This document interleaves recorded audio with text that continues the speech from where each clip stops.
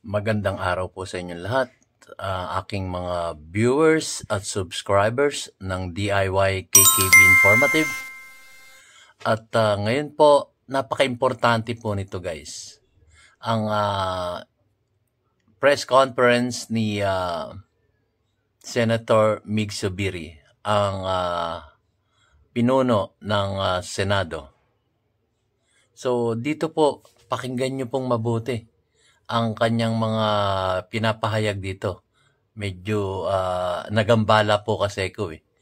Medyo meron siyang mga salita dito na alanganin siya, na para bagang may mga tanong na hindi niya direktang masagot, kung hindi ipapasa niya dun sa isang tao na pwedeng makasagot ng mga tanong ng ating mga press conference, mga mga news anchor to. Nagbabalita ito sa telebisyon at sa radyo. At yun nga po, medyo nagambala po ako.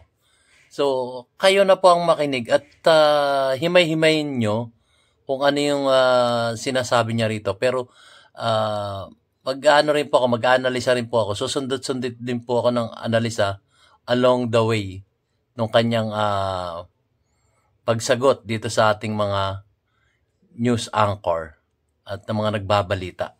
So, ito po guys, simulan na natin. At bago po ito, gusto ko muna po magpasalamat sa aking mga viewers na patuloy na nanonood at tumutunghay sa ating YouTube channel, at ang aking mga subscribers na patuloy na sumusuporta sa ating YouTube channel po, DIY KKB Informative. So, tunghayan na po natin guys. Medyo nagambala ako, nalungkot ako sa mga nangyari sa press conference na to. Medyo English po guys kailangan natin mag-Google o kumuha ng diksyonaryo. Kasi ito ang medyo problema natin sa ating mga nanunungkulan sa gobyerno. Ba't ayaw nila mag-Tagalog? So anyway, nakakaintindi naman tayo ng kahit konting Tagalog. Pero ang inaalala ko po yung paano yung iba na mas nakakaraming hindi masyadong nakakaunawa ng English. Bagamat nakakaintindi sila, pero hindi nila maunawaan ng mga pinatutukoy dito. Kung hindi, umaasa na lang sila sa mga balita ng kanilang mga kaibigan. Ganito sinabi, ganon. Pero kung nagtagalog to, at lahat ng ating mga matataas na opisyal ng gobyerno nagtatagalog, baka wala nang ganong usapin pa. So, tuloy na po natin guys. Ito na po si Senate President Mig Zubiri.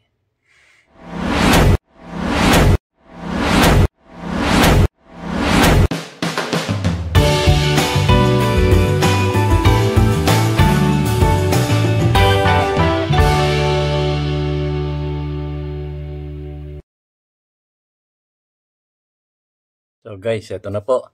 Habang mute pa po siya, ihanda nyo na yung mga dictionary nyo. At medyo, ako nga, dumugo ang ilong ko dito eh. Initiative on Article 17, Section 1 of the Constitution stoke fears of the unknown among our citizens. Any proposal to amend or revise the Constitution must identify the provisions being changed, containing their full text, but most importantly, must be forthcoming on the impact, effect, and true intention behind the proposed changes. Only then can they be presented for approval to the people, our sovereign, from whom all powers emanate. The proposal subject of the People's Initiative could lead to a constitutional crisis, destabilizing our bicameralism and upsetting the systems of checks and balances.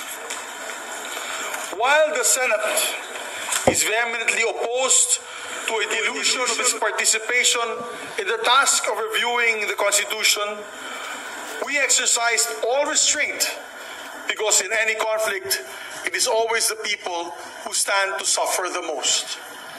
For this reason, I, together with the leadership, Senate President Pro Tem Loren Legarda, met with President Ferdinand Marcos Jr. and the leadership of the House of Representatives on January 11 before Divan de Honor in order to raise concerns on the proposed amendment contained in the People's Initiative. The President agreed with us that the proposal was too divisive and asked the Senate to instead take the lead in reviewing the economic provisions of the Constitution. In this way, we can preserve our bicameral nature of legislation. While the Constitution must be reviewed in keeping with the demands of the present and possibilities of the future, we believe... May narinig po kasi kung ano is too divisive. Sabi nga po ro ng ating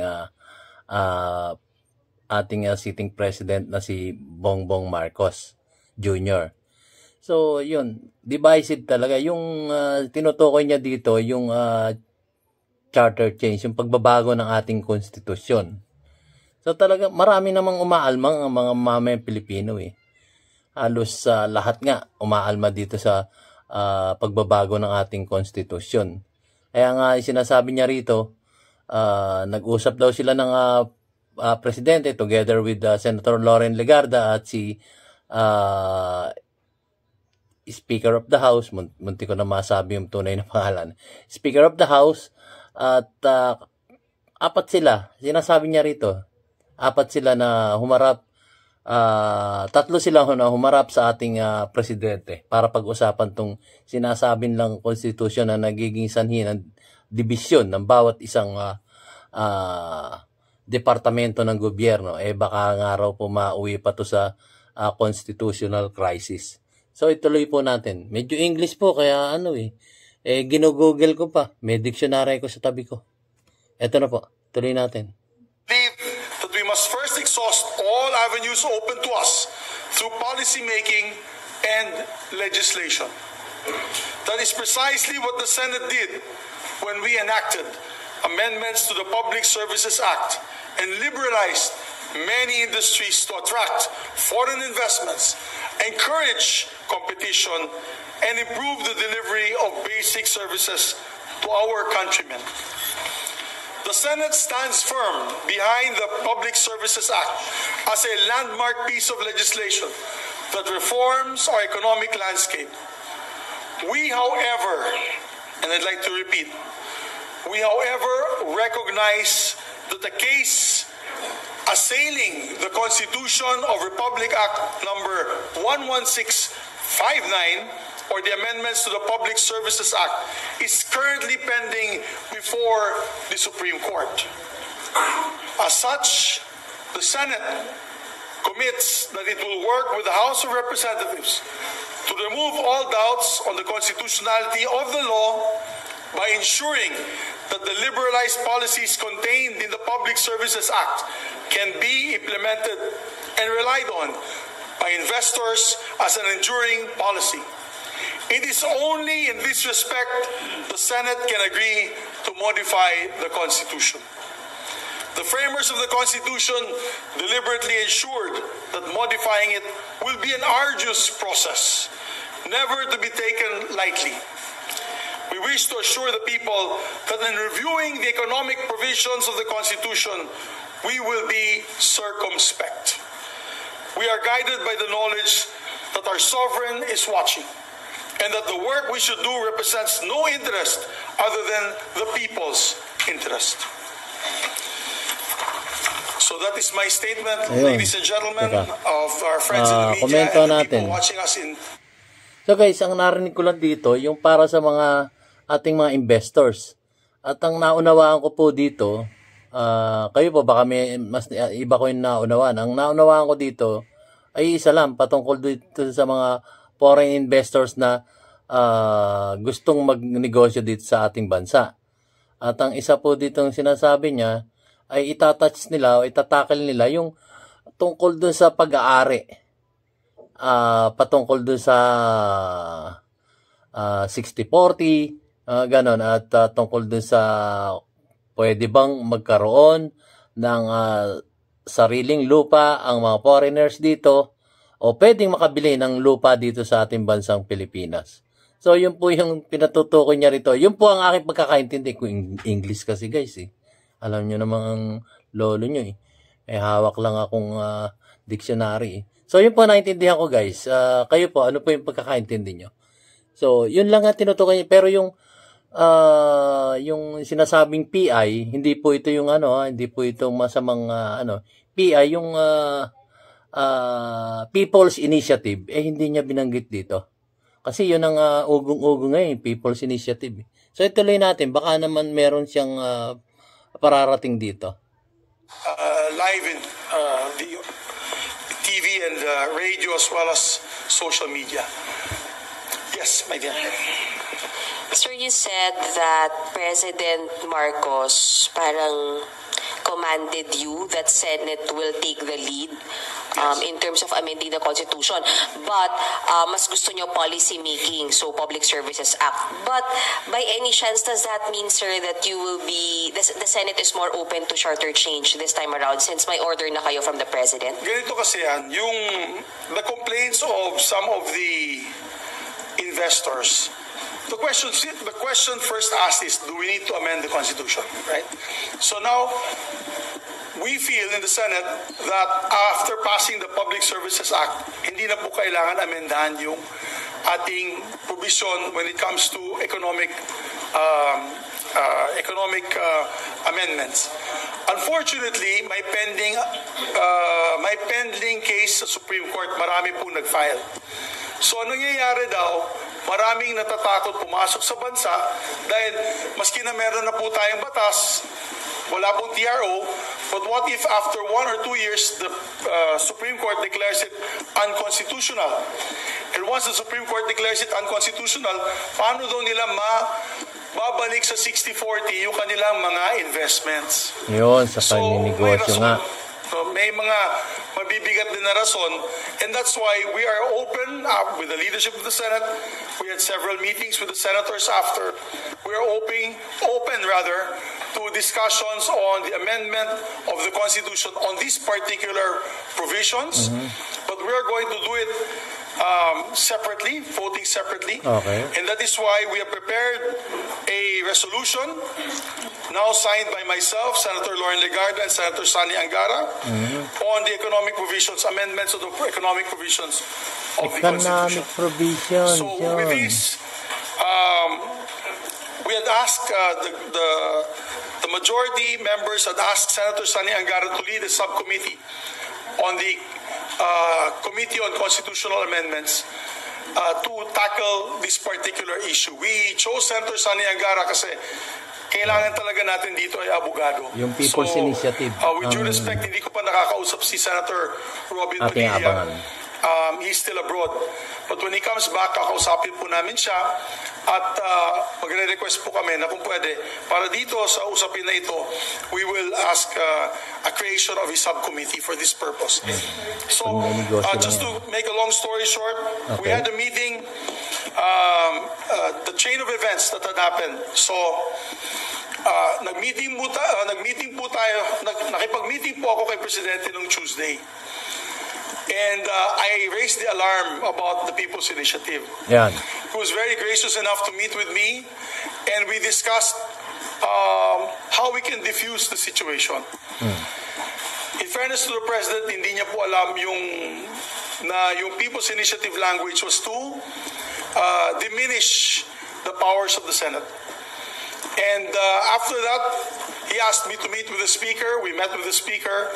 I met with him on Tuesday evening, after which we had a lively and vigorous debate on the issue, and we all decided to meet with the President once again at 3 p.m.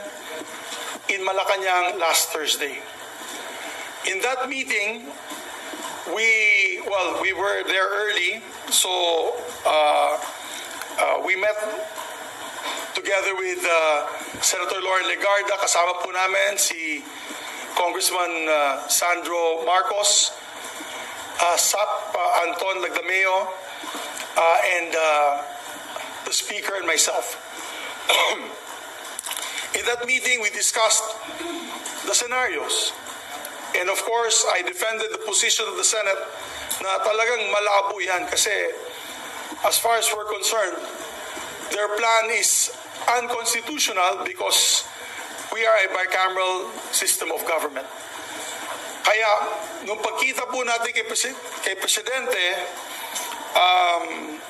we decided, the President, first of all, and I'd like to thank the President for his comment that the PI is too divisive, and he even mentioned news items from the major networks that he watched the night before. At sabi, nagkakagulo na, bakit nagkakaganyan, may bayaran, and he even said na, and I thank the President for this, because he even said na, dati ako senador. Bilang dating senador, hindi din ako papayag na ma-undermine o ma-diminish ang kapangyarihan ng Senado sa pagdating ng usaping bicameralism or bicameral form of government. So maganda po ang direksyon ng Pangulo. And sabi niya sa akin at kay Speaker, sabi niya, why doesn't the Senate take the lead in the discussions of the economic provisions and then you approve your version which the House can adopt? So that was the position of the President. Para hindi na tayo maglalagay pa kung ano-ano pang mga amendments na sa tingin natin ay magagalit ang taong bayan. So that was quite clear in the meeting, and that's why in the Van de Honor, medyo smiling na po kami ng Speaker of the House at ang Presidente ng Senado, because we were able to resolve that very big issue. That night, nag-meeting po kami with the senators. We had about 14 senators that met that night, and we discussed the possibilities. Nakuha ko naman po yung full support ng majority members of the Senate. We were also there. We also had a member of the minority there, Senator Rizzo Ontiveros, and of course, we said to her that we know their position, we will respect their position, but I'm being transparent. As the Senate President, I want to be transparent that these discussions will be taking place once the Senate resumes on January 22. Sir, sorry sa pa. Okay. Sir, kasi ever since naman, di ba, divided yung Senate. Komento natin. So, ang napagtapusan nila sa harap ng ating sitting President ngayon, yung EP na, hindi na PI. EP, meaning to say, yun yung economic provision. Patungkol sa pagninegosyo. Pero yung lumalaganap na PI, yung People's Initiative, hindi niya binanggit dito, guys. Hindi niya binanggit. Pero, tungahin natin, baka may magtanong na news anchor, newscaster dito patungkol doon sa PI na lumalaganap ngayon at may bayaran pang 100. Ito po. In terms of Chacha. And parang kayo mismo nagsabi dati, sir, na pag pinush yan, hindi talaga yan mananalo dito sa Senate. But since kayo mismo, sir, yung may reso na, did you get the support of the 14 senators para pumasa po yung economic provisions, Chacha? We got the support of all the senators that were there, except, of course, for the minority. The minority stand committal. They have to see the amendments first. They want to participate in discussions and the debates. I'm talking about Senator Risa. She was the one who said na wala po na siyang may dadagdag. Although she was happy that the discussions will be moving away from the plan of the PI na ikapon kami. Happy po silang lahat na ang sinabi ng Pangulo na dapat dito na tayo sa ganitong klaseng proseso. Hindi po yung sa gusto ng People's Initiative na yan, na EDSA Puera, na gusto nilang ikapon ang Senado at magkakaroon po ng mga posibleng amendments na hindi po natin makokontrol bilang Senado. Because you have to remember that the gist of this proposal is pagdating po ng isang constituent assembly which can be called by either one, hindi joint. Either one can call for this. Ay 3/4 vote lamang ang kailangan. So I did a simple computation. Kung 300 congressman yon at 24 senators, that's 324. Technically, 3/4 vote is only 243. So maski na po mag-walk out po tayo, maski na po absent kami, they can amend the Constitution, and we can no longer protect the people's interest in the system of checks and balances that which is enshrined by the Constitution through a bicameral form of government. Yun. 16, but we only have 13 for now. Is that No, we need a total of 18 votes when it comes to amending, kasi 2/3 ang 16, 3/4 is 18. Sir, pumanap po si the Speaker na masisember lang po sa economic provisions yung any amendment. Well, ang binabanggit niya palagi, dyan lang naman siya gustong mag-amend dahil sa economic provisions. According to him, officially in front of me. I don't want to put any words in the Speaker's mouth. I would rather that you ask the Speaker himself on his position on this. Was it clear na he's speaking for the 300 members of the House of Representatives during their meeting? Nandun din naman si Sandro. So Sandro is a senior deputy majority floor leader. And I believe the message was loud and clear. I hope that the message was loud and clear. Sir, So, SP, isundan ko lang yung kay Marlon. During that meeting, was there a commitment given by Speaker Romualdez na they will not support in any other way yung PI? Because according to PIRMA, they are working on the PI, in coordination with Congress. I no longer want to fight with my colleagues in Congress. Naku, 1 umiiwas week na. po ako hindi nakakatulog. Umiiwas na Kaya sa... hindi rin ako nakakasagot sa inyo dahil may inaayos po tayong gusot, and we were able to get consensus from everyone, including the President. I think those questions about the Speaker should be asked to the Speaker. Naku, umiiwas Was na nga. there how can you guard the eventual proposal of other members of, for example, Senate with respect to, kasi sabi niyo nga po economic provision lang, pero syempre independent minded naman ng mga senators, and some really want some political amendments. Well, ang mangyayari dyan, my dear colleagues, when discussions on, for example, if you see the resolution that we will file today, nakapirma na kaming tatlo, if you see the resolution that we file today, it's limited to yung amendments to public services, as well as education, and as well as advertising. We got the guide from the President. Hindi nga, ito. Komento natin, guys, ha. May If I guide- share this information. May guide nga kayo. Ayun, sinasabi mo nga, may guide kayo from the President. Pero yung isa pang tanong doon, ewan ko lang kung may magtatanong na mga newscaster dyan. Ang budget nga na narinig natin, di umano ay 2 billion. 2 billion lang. Tapos, biglang may sumingit na 12 billion para daw sa eleksyon. Kasi next year na yung election eh. 2 billion plus 12 billion, naging 14 billion.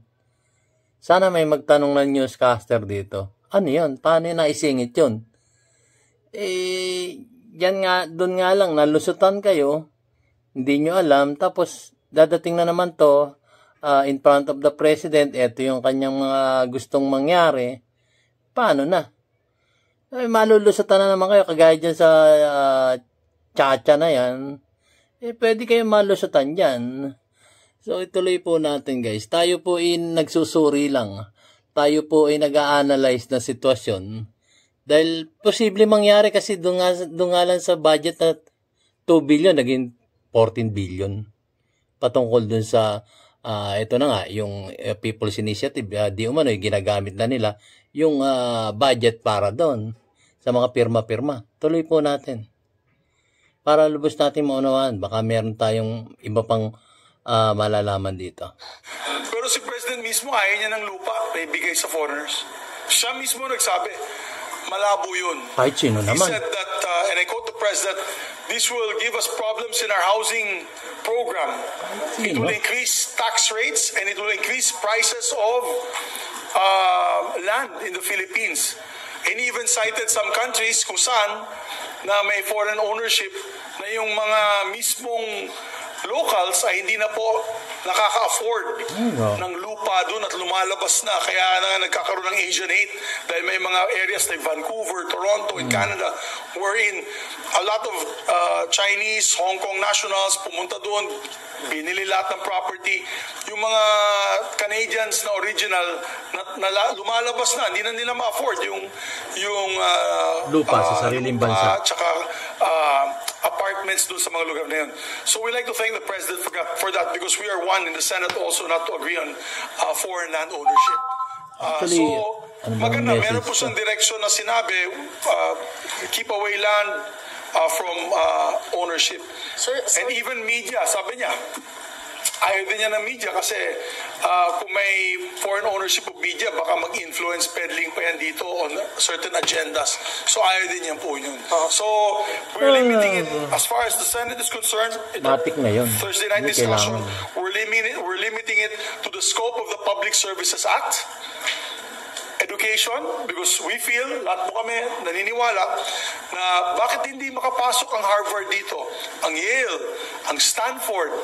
Pwede naman sila mag-set up po ng eskwelahan dito. They do it in Singapore, they do it in other countries, so we should allow them para ang tumas naman ang dekalidad ng ating edukasyon. Ay. Objection, and Your of course, Honor. we're limiting it. Dali lang pa. Objection, Your Honor. Stanford, mga malalaking eskwelahan galing ng iba't ibang bansa dadalhin dito. Magandang pakinggan para tumaas ang ating edukasyon. Ang problema po, kaya bang bigyan ng yung ating mga mamayang Pilipino, yung ating mga maliliit na mamayang Pilipino na mahihirap, pwede ba pumasok doon? Yun po ang isang tanong ko doon. Nagtatanong lang po ako.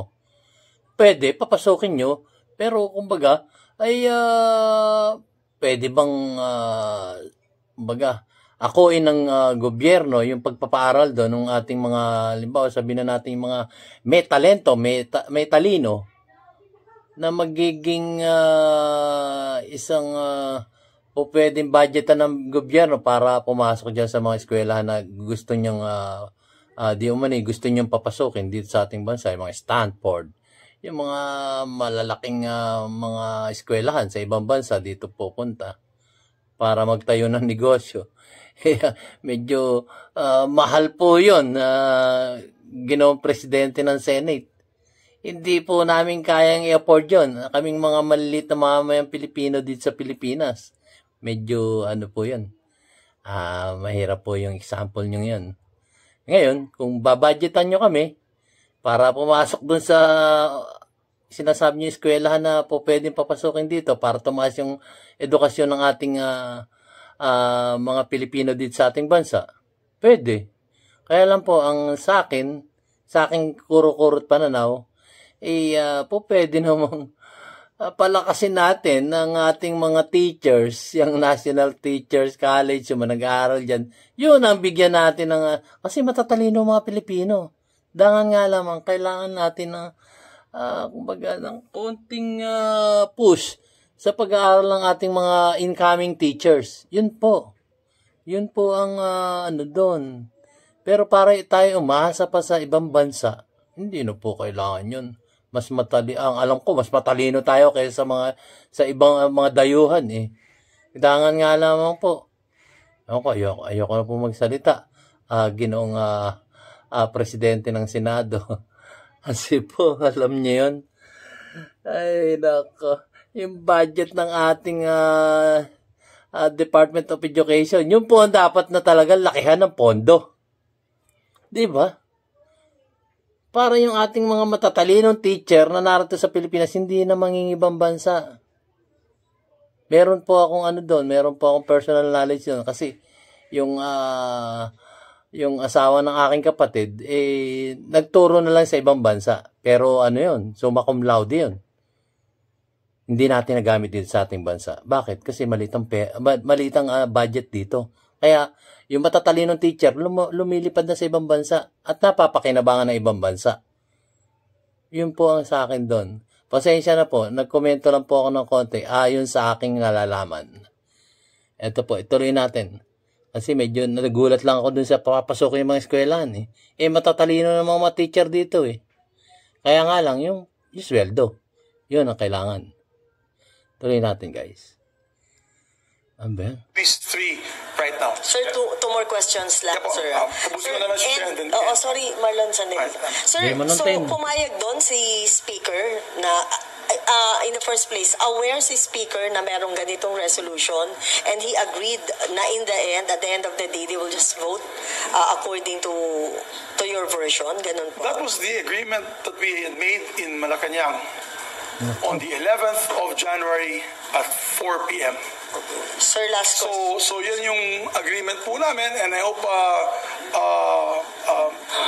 all parties will agree.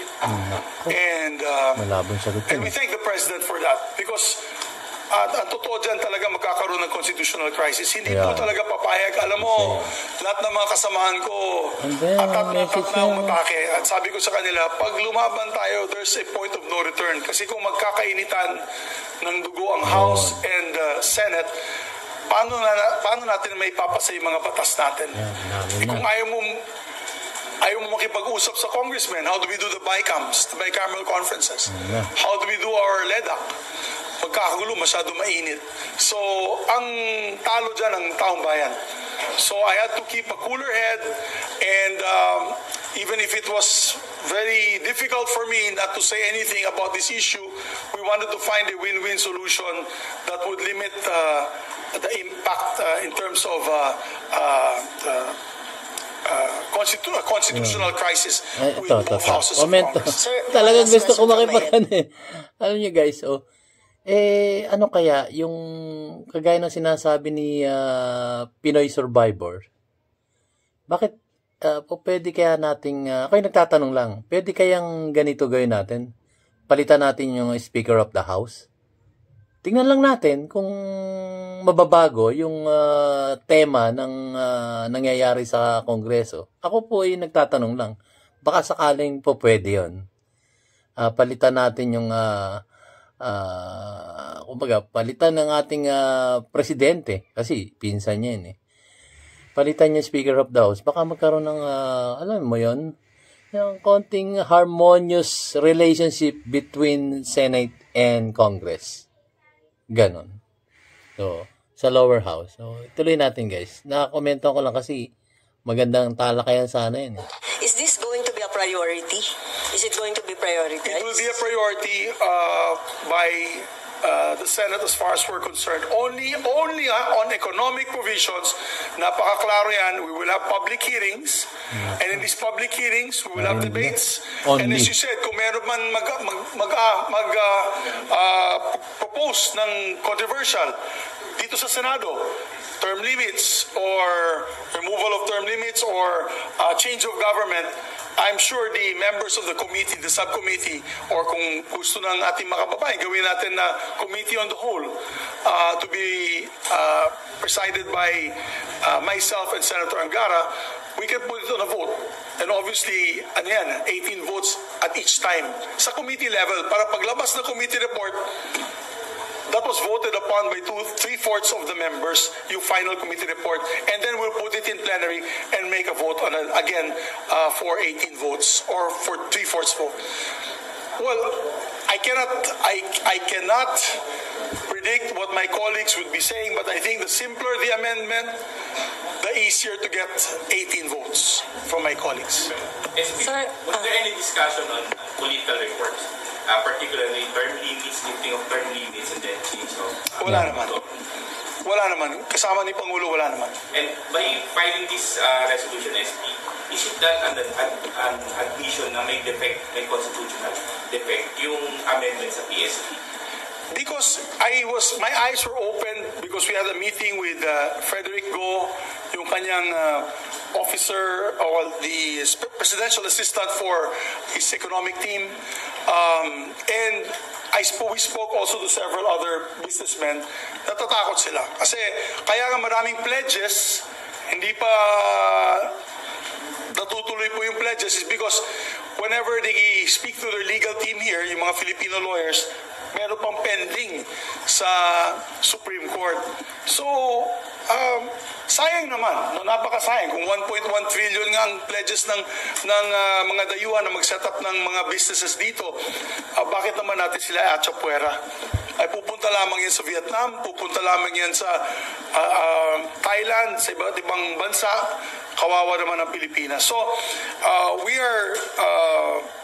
we listen to the pulse of the public and also the business sector para sa ganun ay makapasok talaga at magkaroon ng legacy and legacy projects and investments in the country.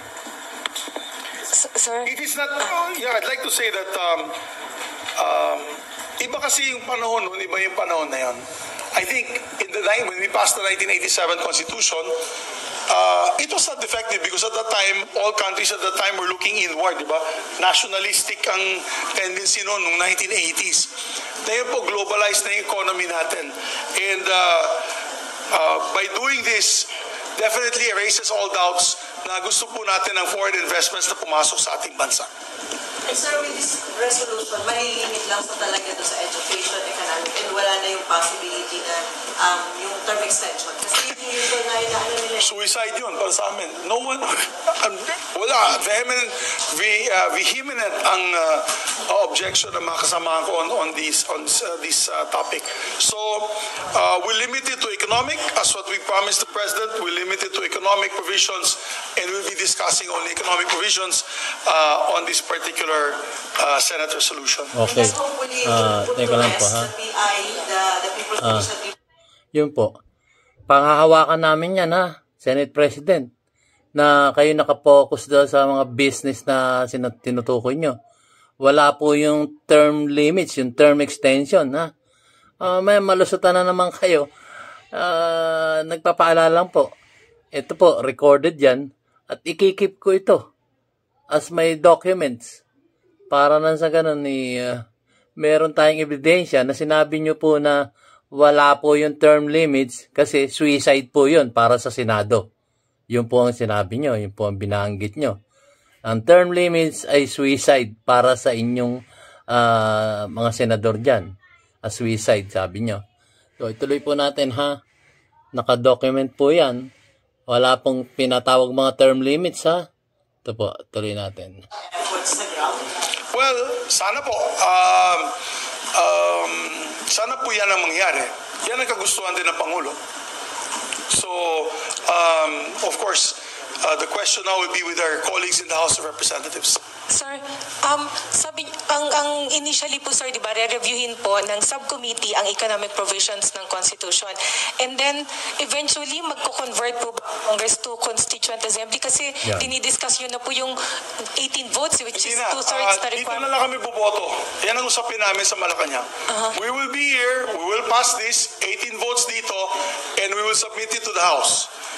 Yung And then kagaya po, if they, ang gusto ng ating Pangulo ay adapt na lang po ng House of Representatives. Na kung hindi po i-adapt ng House of Representatives, magkaka-impasse po tayo. so same route sir ng pinagdaanan po ng Public Services Act. It will be like a bill, but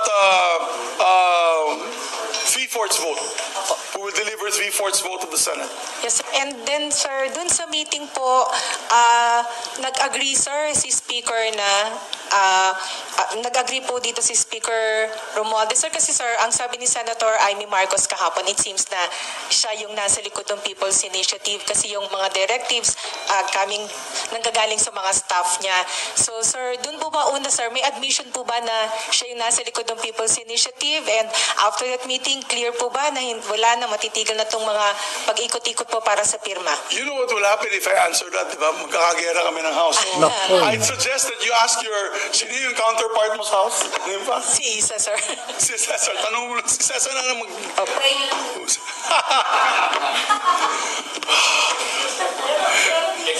SB, di ba, under the Constitution, very specific yung mode altering the Constitution.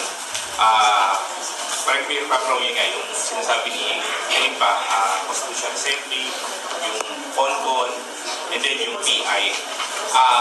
So, by doing that, sir, kung parang safe lang siya sa legislative yung process ng pagpasa ng isang bagong It's just a name. difference. Actually, parang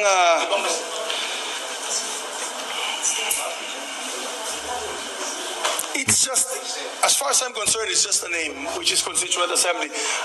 Even Senator Frank Drilon, the former Senate President, the former Minority Leader, had given this proposal na it can be done that way. We don't have to meet in one place to come up with a Constituent Assembly.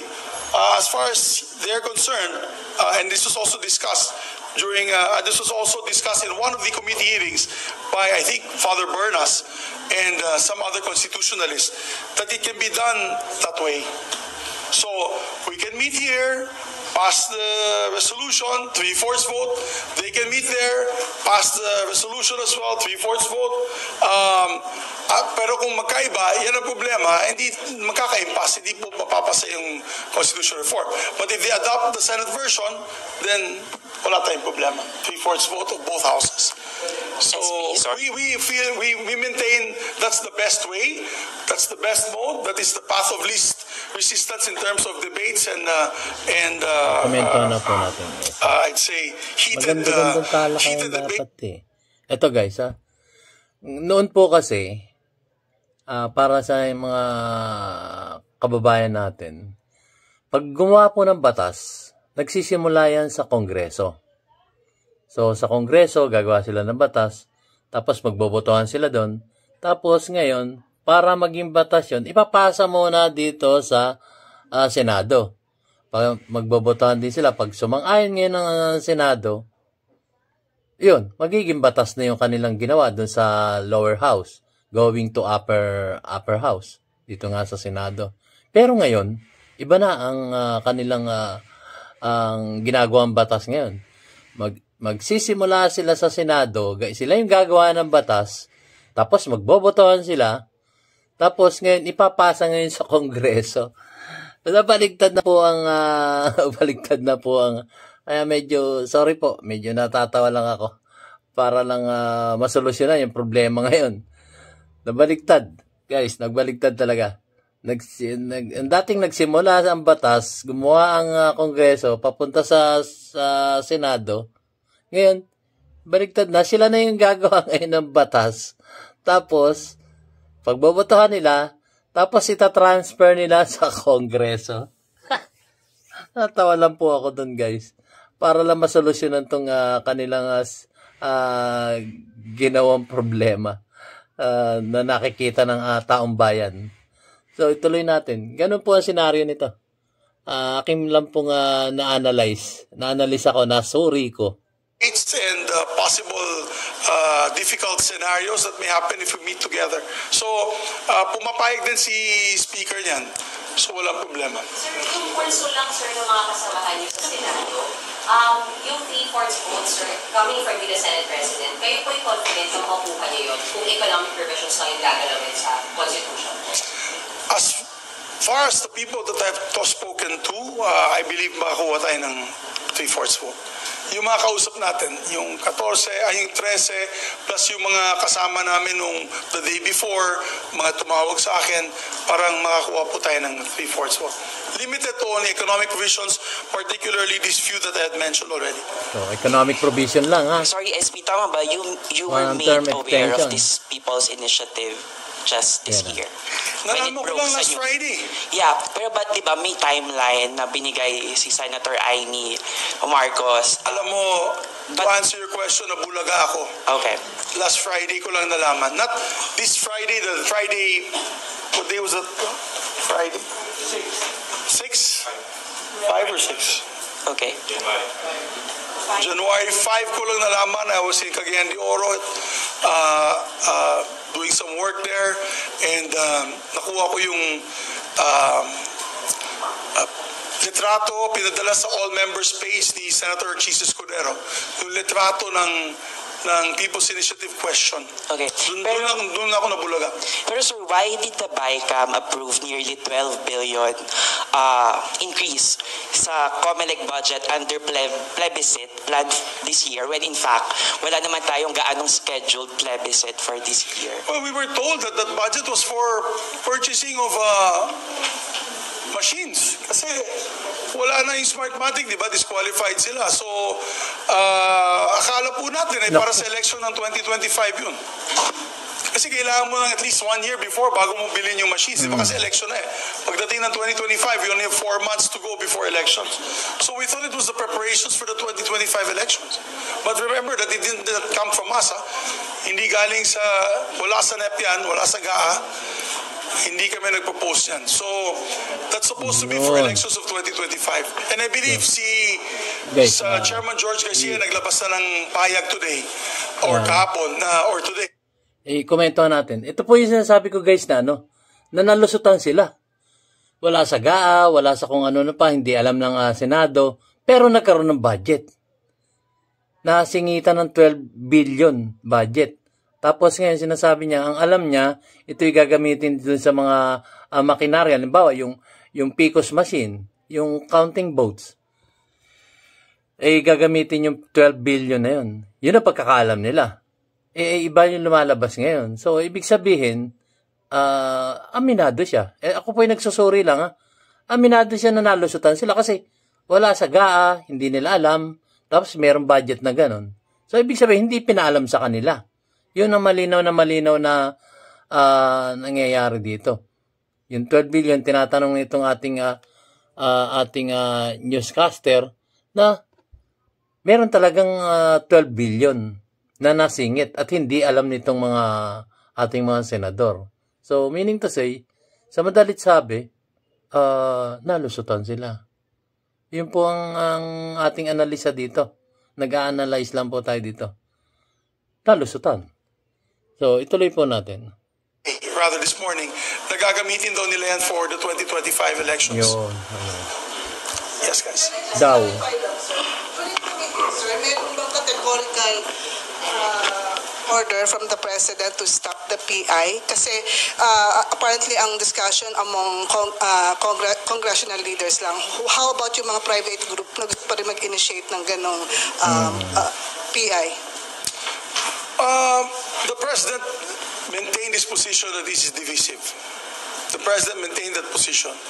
I hope that the people who are listening would be able to get that the body language of the President. On stopping the move, well, I don't want to. Let's ask the Speaker and his lieutenants in the House of Representatives, all those who have spoken out, because according to the Speaker in that meeting, moot and academic na daw yung PI kung pag-usapan daw natin dito sa Senado itong economic provisions. So, totoo lang, economic provisions lang gusto nila. So, only economic provisions. So, sabi ni Speaker, moot and academic na yun. But I'd rather that you ask him what his opinion after we file this today and after the reading of my statement. Even sir, sa side niya ng Speaker, walang categorical or commitment na, okay, we'll stop without well, sabi nga niya, it's moot and academic once this is filed and discussed. So I don't know, I don't want to add information that I have no control of. So, best na sa grupo na lang ninyo sila tanungin. Sir, pero I just want to put on record, they can always call up the Speaker, they can always call up Congressman Sandro Marcos was there in the meeting, they can always call up SAP Secretary Anton Lagdameo who was also there in the meeting. Sir, paano magkakaroon ng ganong commitment about the PI si Speaker when the content of the PI is actually to dilute the voting powers of the Senate? Yes. So paano yung relationship ng dalawa, ng dalawang moves, if that's the case? Anuhin mo na lang si Speaker. I don't want to guess the relationship. I don't want to guess where the orders are coming from. As far as I'm concerned, I'd like to avoid a constitutional crisis between the House and the Senate because it will paralyze our legislation. It will just paralyze all legislation pending. Sayang naman. Sayang naman ang mga mahalagang panukala para sa ating taong bayan. Sir, sorry, konting explanation lang. Sure. Ano po tingin niyo magiging constitutional crisis pag pinush yung PI? Because obviously we will fight. We will fight. The Senate will fight tooth and nail not to allow that. It will be a very divisive campaign. obviously, including all the way to the Supreme Court. We're ready to file a petition. All the way to the campaigning of this referendum, all the way to the, of course, it starts with the COMELEC. We will file opposition to the COMELEC. Of course, we will file a petition to the Supreme Court and fight it tooth and nail. But if there's a compromise such as this, and they decide to just back out because according to the speaker, it's smooth and academic. Yung ini-explain niyang ito po ay sa aking pagsusuri, sa aking analisa, ito na po yung kinukwento niya. Magkakaroon ng constitutional crisis pagka pinush ng lower house yung kanilang sinasabing PI na to, yung People's Initiative na to. Ayon sa sinasabi niya, magpapile nga raw siya kasi hindi naman nila pwedeng imbestigahan ng Kongreso eh. May separate power sila eh. So, meaning to say, hindi nila kayang patawag yung Kongreso na imbestigahan sa Senado. So, ang magiging option nila ay hihingi sila ng tulong sa Supreme Court para desisyonan kung ano yung nangyayari ngayon. Kung sakali mang i-push ng Kongreso ang yung People's Initiative na yan. Pero may budget ha. Diba? Hinga-hinga ng konti. Ituloy po natin. Kasi yun sinasabi niya rito. Ay. And we welcome that as well. That will be a more peaceful, more productive, more proactive way of dealing with the economic provisions without having to na hindi makakapo ng Senado at dahil sa pagkapo ng Senado kung ano-ano pang pwedeng ilabas sa ganung klaseng initiative. So, I think this is the win-win solution that we're all looking for. Sir, sorry na po. May categorical na sagot, may categorical na agreement mula kay Speaker na pag natapos nyo dito yung version ng inamend ng Constitution, i-adapt na lang nila. Pumayag siya doon, sir. Sarap ng Pangulo, sabi niya, okay. I don't know what he'll say. Best is you ask him, but best is you ask him. I don't want to put words in his mouth. But in front of PBBM, he said okay sa adoption, sir. I'd rather that you ask him. I don't want to put words in his mouth and he'll deny saying that. Siguro tanungin niyo na lang siya. I'll give him the benefit of the doubt. Pero we were happy, yung kalalabasan ng meeting na yan, happy po yung side ng Senado. Sir, tama po ba? You will meet again with Speaker after this? Well, he's waiting for my statement. So I've given my statement today. Hinihintay niya lang yung statement ko bago siya mag-statement. So I'll wait for his statement as well. Sir, balita ko, yung meeting was initiated by you? Guys, sandali lang. Statement. Sandali lang The second meeting was initiated by the President. Excuse me. Sabi niya, magkita tayo Thursday. Yung first meeting Yung first meeting ako, kasi I wanted to seek guidance. Ano ba ito? Ano ba itong EI na to? And what was yung content ko? Yung pwede lang namin alamin nung first meeting. Nasaan na ba yung post? Yung hindi tayo live. Oo. Wala na yung post, guys. Tuloy nyo na. Tuloy nyo na. No, he was concerned. He was concerned. On the first meeting we had, concerned si Pangulo kung saan patungo ito. Concerned siya. But I can't give the details kasi it was privileged information. Nandun kami sa bahay niya. So, guys, hindi ma-post. sabi niya para maayos na natin itong gusot na ito.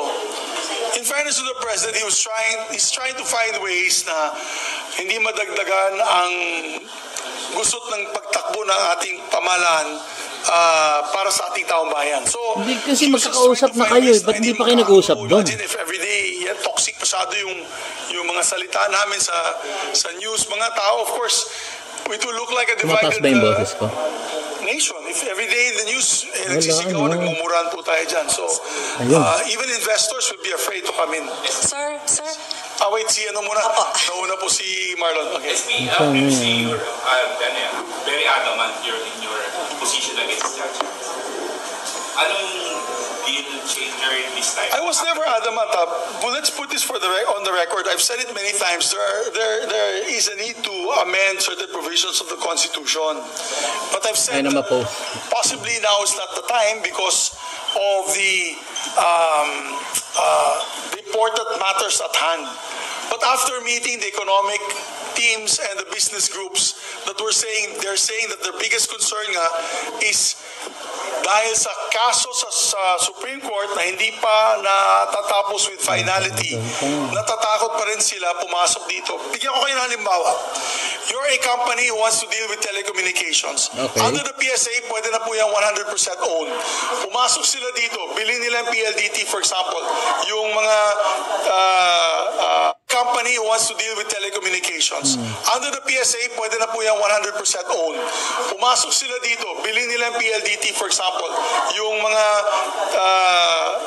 magagaling na kumpanya, let's say yung sa Japan, yung magandang company dyan, yung Docomo ba yun, o ganun, pasok sila dito.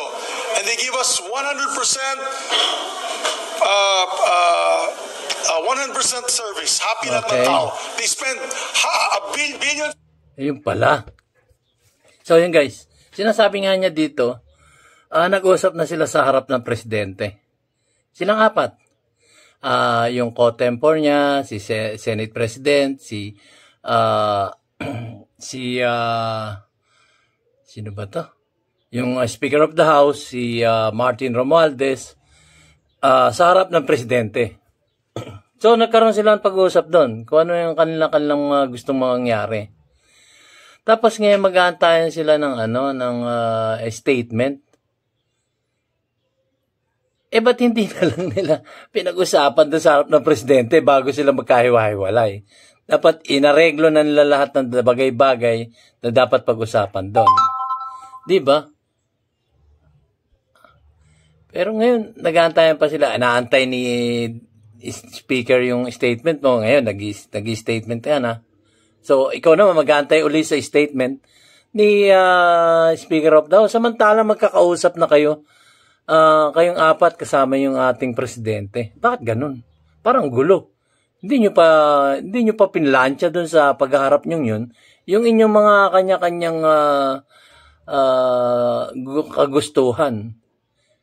Pero yung kagustuhan ng bayan, dapat tinatanong nyo rin. So ito po. Sige po. Tuloy natin. Nasaan na ba yung play nito? Ako'y nahihirapan, guys. Of dollars. Tapos sabihin ng Supreme Court unconstitutional. You have to just have only 40%. You have to sell 60%. Sino ba naman hindi masisiraan ng ulo dyan? So, any businessman would not want to put up major infrastructure here and investments if that is the pending case, or there's a pending case in the Supreme Court. SP was the President's position against foreign land ownership. Made it more acceptable to yung Chacha. Oo, kasi definitely kung nilagay natin yung land ownership dyan, pati tayo dito sa Senado, wala tayong makukuhan. Siguro, iilan lang, papabor, baka dalawa lang, baka wala. Wala pa akong nakakausap dito na pabor sila sa land ownership ng dayuhan.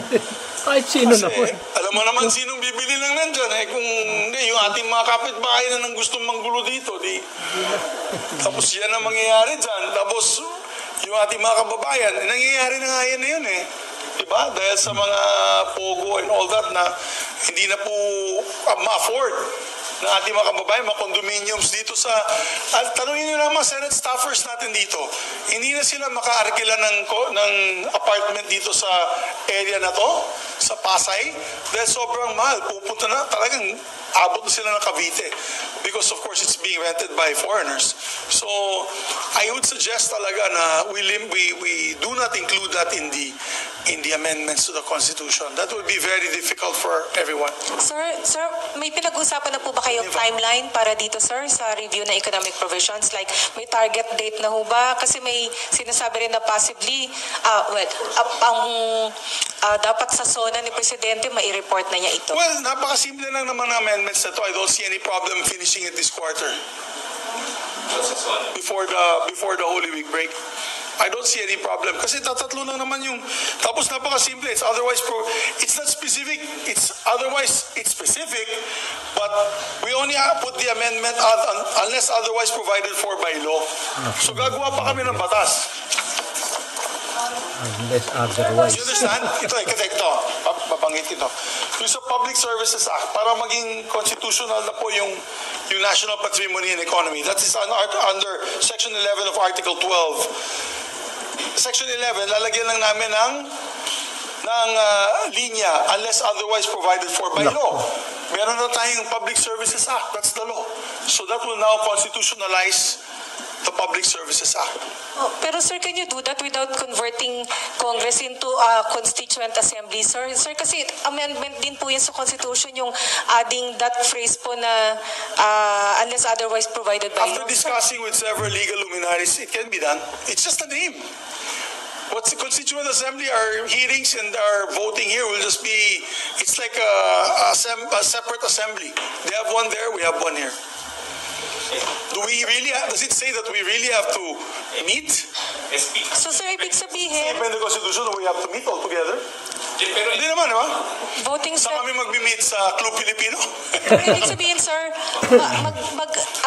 gagawa kayo ng batas saying na dadagdagan ng unless otherwise provided by law ang Constitution, sir? Yes. Yung ganung provisions? Yes. We'll see it because we're filing this right now after our press conference. Sorry, with your respect po. Marlon. Kasi doon sa charter natin, very specific yung mode of modifying. Talaga nakalagay doon, on us, or PI. By doing this, na parang ang dating sa amin, ang gano'n lang kasimple, di sana yung mga nagdaang administration, naisip din nila na ganito lang pala kasimple. Pero I'll tell you, Marlon, guys, so what if we meet in one house? They will be discussing economic provisions. We will be discussing economic, magtatabi-tabi kami. We will vote separately, 3/4 vote, 18 votes. They will vote also 3/4 vote, their vote. Then we come together and that's the agreed resolution. It's the same if they do it there and we do it here. What is the difference? What is the difference? Yung sigawan ng debate? Di magdebate sila doon, magdebate kami dito. So it is the same. That is the Constitution does not say we have to meet all together. So you don't have to declare yourself as meeting separately, being a constituent assembly, sir. Well, it's schematics. We'll wait for the chairman of the subcommittee, Senator Angara, to decide how we will call it when we adopt this, or whenever we adopt this resolution. But it's the same. I don't understand. People are expecting us to meet in one place. Why? Dahil magsisigaw, magsusuntukan kami. Hindi naman, pwede naman namin gawin yan dito. Pwede nila gawin yan doon. What's important there is the 3/4 vote. Voting separately. That is what's important because it's a bicameral form of government. Yan ang pinakamalaga dyan.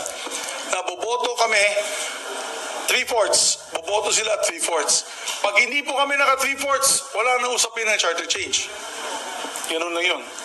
And sir, confident kayo, sir, na makukuha yung suporta ng 18 senators, sir, or more? Depending on the amendments, dito sa amendments na ito, komportable po ako na makukuha natin ang boto nila.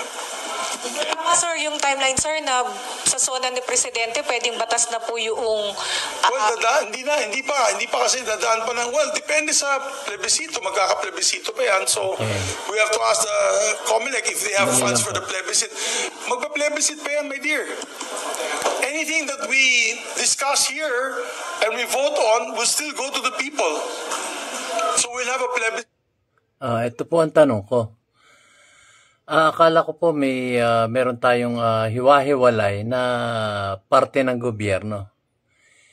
May sariling power ang Supreme Court, may sariling power ang executive, may sariling power ang Kongreso. Kongreso ay binubuo ng dalawa, lower house at upper house. So, yung 3 branches of government na yun, alam ko po, may sarili-sarili siyang power. Walang pakialaman. Bakit ngayon? Tanong lang po ito ha. Bakit ngayon? Nasa harap kayo ng presidente at humihingi kayo ng tulong para masolusyonan yung bangayan yung dalawa. Yung Kongreso at saka ang Senado. Tanong lang po yan kasi nalilito ako, hindi naman ako abogado eh. Kaya nagtatanong lang po ako. Baka guys, may alam kayo, komento naman kayo sa baba. Kasi, ayan yung sinasabi, 3 branches of government eh. Ang judiciary, yung legislative branch of government, ang executive, at saka itong legislative, itong Senado at Kongreso. Judiciary, legislative, at saka executive. Para may check and balance, di ba? Pero nagtatanong lang po ako, bakit nasa harap kayo ng presidente? Dapat sana kayong gumagawa ng sarili niyong batas. Dapat kayong dalawa, lower house at upper house, ang dapat nag-uusap. Hindi ang presidente ang dapat solusyon. Nagtatanong lang po ako. Hindi po kasi abogado, medyo nalilito lang po ako. So, ituloy po natin. Kung sasang-ayon ba sila dyan? So sir, so ang step by step sir is subcommittee, of course yung approval ninyo, and then yung dadagdagan na unless otherwise provided by law, plebiscite, and then you'll write the laws, sir? Yes. Ang mangyayari, hindi na kailangan sa Public Services Act, nandiyan na yung batas eh. Opo, pero so yung sa education. Yeah, sa education, magpa-file pa tayo ng bill. After sir na babalik ulit tayo sa going back to the first step to filing a bill that will allow, let's say, foreign ownership for education in the country, dadaan ulit sa ganyang klaseng proseso. Ayan. What can you say about this ongoing signature drive na sinasabi niya involved na pera and some... Bawal yun. Bawal yan. Any form of bribery, whether with government funds or private funds, bawal yan. And even I believe the COMELEC has said this, na kung mapatunayan nga na nagbigay ng pera, that's an illegal activity. So, bawal yun. Sir, I think we're all in agreement na bawal po siya. So, naging concern din ba yun ni Presidente? So, sa meeting po ninyo, sir, naging concern din po niya yung report ng bayaran? Yes. Sa People's Initiative? Yes. Nagbanggit nga siya ng mga news agencies. Katulad nyo. Tulad mo. GMA. Hindi ko na babangin. Lahat. Pinapanood niya. In fairness to the President, he watches the news. Yes, sir, because we report, kasi ang report po namin, sir, yung na-report po namin kasi na may nagkakabayaran. Yun yung sinight, sir. Oo, sinight niya yun. Sinight niya yung nangyayari sa Bicol. Sinight niya yun. So, he's concerned. Sir, I'm sorry. Sir, ladies first or ladies first? Ako muna, lady. Sir, even when it happens na kailangan nyo na nandun kayo sa scenario that you will file a petition before the COMELEC, you're going to use all these so-called bayaran, the payoff. Well, I believe Senator Amy Marcos has filed a resolution on this issue. She's leading the Committee on Electoral Reform. So we can await her committee hearing and let's await her findings. I would like to wait for the resolution of that filed measure of the good senator from Ilocos Sur or Ilocos Norte, Senator Amy Marcos, and we'll wait for the outcome of that hearing before we can make a decision. SP ba yung ginamit niyo pong words, seeking the guidance of the President and agreeing to what was discussed and said during that meeting, is it not in effect giving up the independence of the Senate? Well, first of all, alam mo naman, sige. I personally am allied with the President, so I seek guidance on these particular divisive issues with him. He doesn't get involved with the dealings of the House and of the Senate. Never siya talagang nakikialam sa atin dito. But when it comes to these positions, for example, yung MUP, di ba? Nagkakaroon ng agam-agam at galit ang mga members of the armed forces and of course the retired members of the armed forces. We had to seek also the... Ayun guys, di ba? Buti na lang may tanong na newscaster. Akala ko ba magkakaiba kayo ng department branches of government? Bakit? Yun din na tinanong ng isang newscaster. Bakit nagsisik kayo naghahanap kayo ng tulong sa ating presidente? May sarili kayong May sarili kayong may sarili kayong institusyon. Kayo yung Senado. Ibig sabihin may nagawang hindi nyo gusto sa ginawa ng Kongreso, tapos magsusumbong tayo sa presidente. Hindi, parang lumalabas, nakikita ng taong bayan, hindi nyo kaya yung Kongreso. Tapos sorry po sa terminology, ako po ay nag-a-analyze lang kasi hindi nyo na kailangan ng tulong sa presidente. Kasi kaya nga kayo binoto ng taong bayan dahil nga may tiwala kami sa inyo, tapos ngayon bigla kayong tatakbo sa presidente. Hindi ko po maintindihan kung ano yung logic nito o dahilan kung bakit tatakbo pa kayo sa presidente. Alam ko naman matatalino kayo, pero bakit? Ba't ano nangyari? So, ituloy po natin, guys. Naitanong ko lang po. Pasensya na. The proposals and I'd say, the President's feelings on this particular issue, kasi syempre executive siya eh. Kung nagkakagulo, sila ang nagkakagulo dun. So, I mean, it's normal to seek the guidance of the President on certain issues. Sir? Maintain the independence. Of course, what we're trying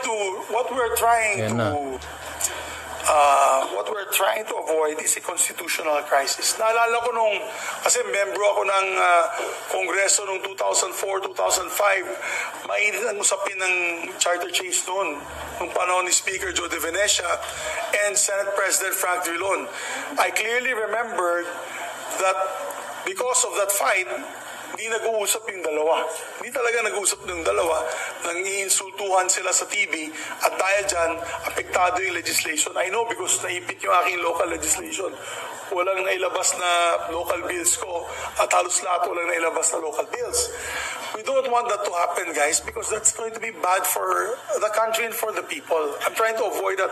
In my 23 years already political experience in governance, that's the last thing that you want to happen dahil ang kawawa dyan ang taong bayan. Sir, yun pala yun. Comelec Chair Garcia said that they will be needing at least 13 billion pesos for the plebiscite doon sa ratification ng any provision of the Constitution. Do you think it is prudent for the government to spend such amount na in the end wala hong katiyakan na magkaroon ba ng ratification? And second, sabi po ng Comelec parang additional burden na po sa kanila considering they are preparing for the 2025 midterm elections. Thank you po. Well, sa economic provisions lang ito, partner, I just want to limit it to the economic provisions. I think 12 or 13 billion for a plebiscite, pero makuha natin yung 1.1 trillion na pledges, parang cost-benefit yan. Mas mataas para sa atin. Diba? Kung talagang papasok, kung maayos natin yung gusto dyan sa Supreme Court, particularly on the issue on Public Services Act with an amendment of the Constitution, at papasok yung 1.1 trillion pledges na binanggit ng DTI, highest in 56 years yung pledges na ito, ay sa tingin ko, makakabawi din tayo in terms of income for the country, and of course, hindi tayo dehado. So, that's my position on that particular issue.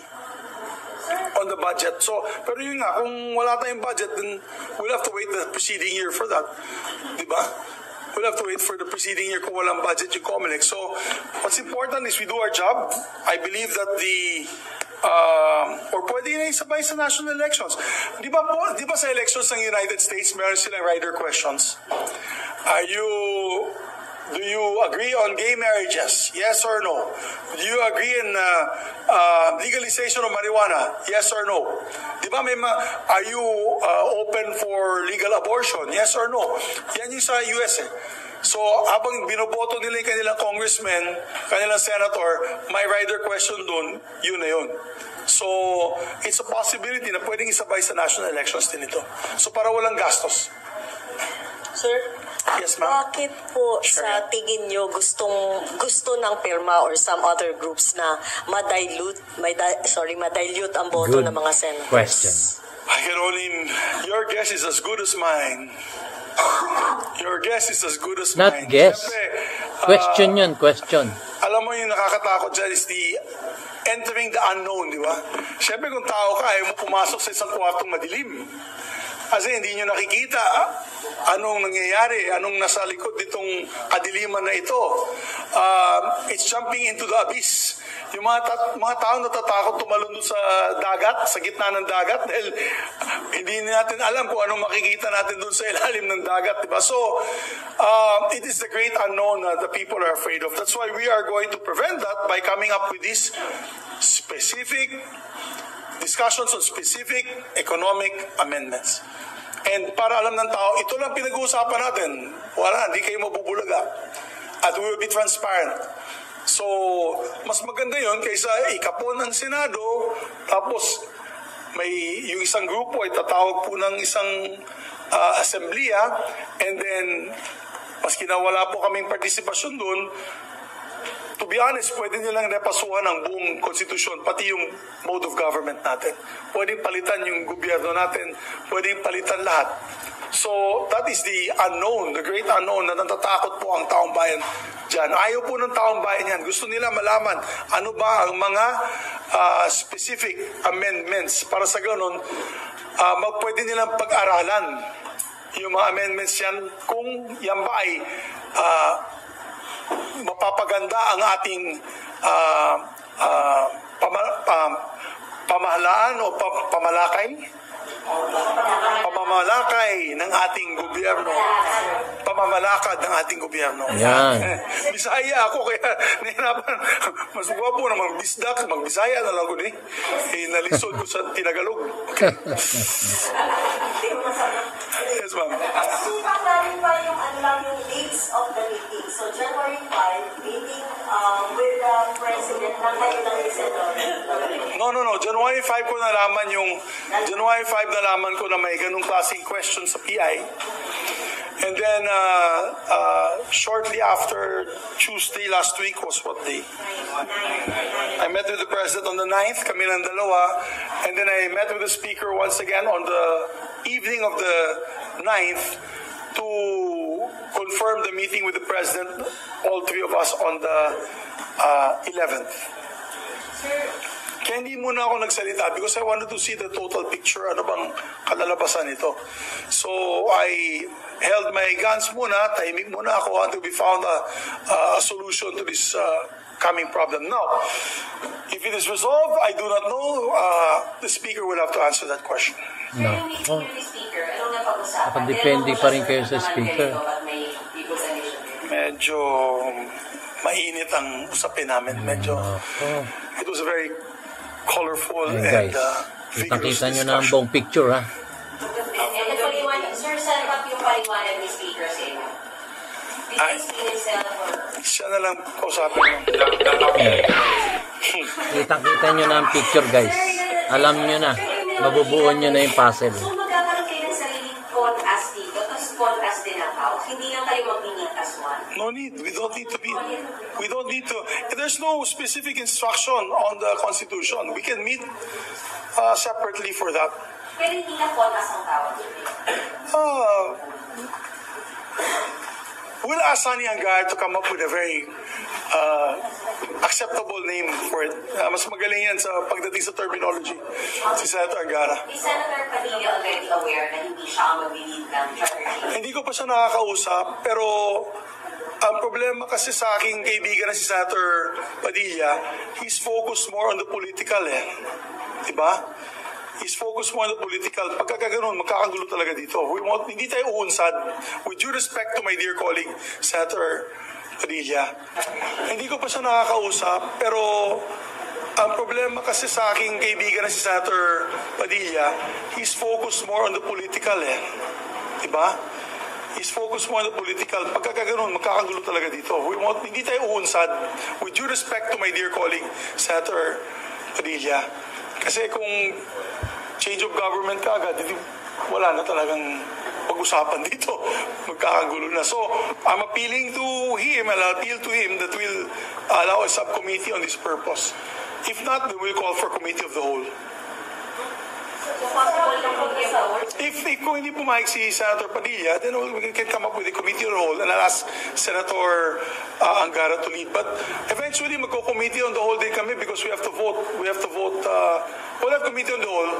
We will have kasi ilan lang member ng committee on Consti Amendments eh. So, definitely, ang mangyayari dyan, baka mag-request yung mga members na mag-committee on the whole. But whatever it may be, it's the Senator Angara, we asked Senator Angara to take the lead in this. And he gladly accepted. Pagkapili kay Senator Angara ay kayo o si Pangulo ito nagsabi? No, ang members. It was agreed upon Thursday night. Subcommittee on Consti Amendments on these particular economic provisions. So, Chairman pa rin si Senator Padilla, of course, Robin Hood. But we request that after our Thursday meeting na we decided, may importante, pati ako, I cannot, to be honest with you, usaping legal ito, hindi naman ako matikang lawyer, hindi naman ako abogado. Kung sa Bisaya, murag abogado lang, yung parang abogado lang magsalita. Pero ang importante dyan, ang mag-preside dito ay isang legal luminary that knows the impacts of this type of amendments to the other provisions of the Constitution. And of course, ang tanong ko lang po, ulit ito ha. Bakit nilagay niya sa Committee on Constitutional Amendments ang ating buting Senador Robin Padilla? Tapos ngayon, pakikialaman natin yung kanyang committee. Di po ba? Yun lang po ang iiwan kong tanong sa inyo. Bakit inilagay niyo dyan sa Committee of Constitutional Amendments si Senator Padilla? Tapos ngayon, aalisan niyo siya ng power dyan sa committee na at gagawin yung committee as a whole. Yun lang po ang tanong ko. Tanong lang po yun. Tuloy po natin. On how government is run. So, it's important that we have a legal luminary heading that particular subcommittee. Sir, posible pa lang magkaroon ng committee of the whole o committee of the whole na talaga led by Senator Angara? What we discussed was sa subcommittee muna. Para mag-umpisa na yung hearings on this issue. They will invite all sectors. We will also invite yung PIRMA. We'll also invite former constitutionalists, former members of the constitutional conventions and the constitutionalists. We'll invite all sectors. We'll invite the business sector para marinig din ninyo yung complaints ng business sector na hindi nga sila makakapasok ng investments hanggang hindi desisyonan ng Supreme Court itong issue ng PSA. So, yan po ang stumbling block na yun. Sir, saan kailangan yung three-fourths na vote? Sa subcommittee o sa plenary na vote? Plenary, three-fourths vote, plenary. Sir, sorry, target date lang sa... Wala pa. I can't give you a target date. I'm saying that maybe we can finish all the debates or all the committee hearings in the next 2 months. But I don't want to preempt what the chairman, Senator Angara, would want to give us a target date. Pero sir, the start of the hearing. Baka, I think he will probably start this month. SB, during your discussion, hindi po ba naging option na let's just wait for the Supreme Court to make a ruling? Or talagang ang tingin na ay chat-chat? Kasi we cannot wait. It's a separate branch of government. Hindi naman natin sila maudyok na pag-usapan ninyo ang PSA agad-agad. So, I don't want naman to be presumptuous to tell any one of the members of the Supreme Court to hurry this issue up. So, we don't know. It can be between 1 year to 3 years from now. But at that time, nakabinbin lahat ng investments na ito. If we can move forward with these particular economic provisions, I think it would be the best for the country. So, we'll see. So, hindi po na sama talaga sa option. Hintayin na lang muna yung... We're not allowed to. My secretary is here. He's a lawyer. We're not allowed to. How do you say this? Influence the court. We're not. Right? I have lawyers here. Ang daming komento rito, guys. They're nodding at me. We're not. Komento ulit tayo. Ito ang nakakatakot dito, guys. Yung fast track. Yung talaga pinabibilis nila. pinabibilis nila yung sa constitutional change. Kagaya nga ng pag-uusapan nila. Yung pastor ko, pangkaraniwan, pag nagmamadali ka, medyo ang tingin ko dyan, ng sarili kong pananaw, pag nagmamadali ka, mas lalo ka maraming makakalimutan eh. Gaya na lang sa atin. O, halimbawa ko, papasok ako sa trabaho. Nagmamadali ako. Tapos ligo ako, tapos bihis ako, tapos alis agad. Not knowing na bigla akong may nakalimutan pang ibang kailangan kong dalhin papunta sa, halimbawa, sa trabaho ko. Halimbawa, isang karpintero ko, nagmamadali ako. Tapos, umalis ako ng bahay. Hindi ko chinek yung bag ko. Wala pala yung martilyo ko doon. Ano yung pangmamartilyo ko? Kamay ko. So, kasi dahil sa pagmamadali ko, papuntang trabaho, dami ko na nakalimutan. Yung martilyo, nakalimutan ko. Halimbawa, yung katam, nakalimutan ko rin. Paano ako makakapagtrabaho na maayos nun? Dami kong nakalimutan dahil sa pagmamadali ko. Yun po. Yun lang po ang aking doon. Tapos ito pang ating inilagay nilang isang chairman ng isang committee. Itong sa constitutional amendments. Yun ang nakaupong chairman. Tapos papalitan nila. Bigla silang sinasabi niya, papatawag siya ng committee as a whole. So, inalisan niya ng isang, kumbaga, karapatan, yung isang inyong committee para mag-ayos nitong constitutional amendments na to. So, masyado magulo po. So, parang nakikita na namin yung buong picture patungkol sa nangyayari ngayon sa ating namumuno dito sa ating gobyerno. Yun po yung sarili kong analisa sa mga nangyayari. Nakikita na namin po nakikita ko na yung whole picture kung ano yung totoong nangyayari sa ating bansang Pilipinas. So, ituloy po natin, guys. Allowed to even mention bilisan nyo. Hindi pwede namin sabihin yung bakit bilisan. Baka ma-citing content ako. Hintayin lang na umaksyon yung Supreme Court before discussing yung charge. Waiting could entail costs in a long period of time, and cost, when I say cost or loss, what you call the loss of possible revenue. Dahil kung maghintay tayong 3 taon, baka pumunta na sa Vietnam yung mga kumpanya na ito. Remember, guys, may karibal tayo dito sa Southeast Asia. Number 1 investment destination is Vietnam. Even if we're all English speakers, wala na, hindi na hadlang sa kanila na hindi masyadong magaling mag-English ang Vietnamese. Doon na sila pumupunta. So, yan ang actual situation on the ground. Si Manong naman, sige si Lifa. Si Manong. Is it fair to say na yung Senate na napilitan tayo i-file itong resolution because of the pressure that was started because of that PI?